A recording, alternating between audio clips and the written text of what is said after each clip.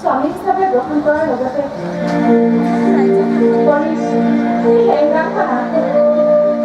আপুনি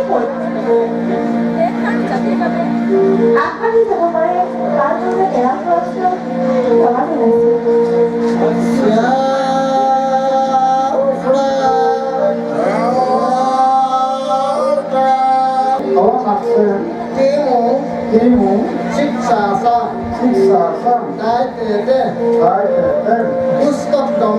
পুস্তক দমন কৃষ্ণ পালন নিজ দেশৰ ধৰ্ম আৰু বংশ পৰিয়ালক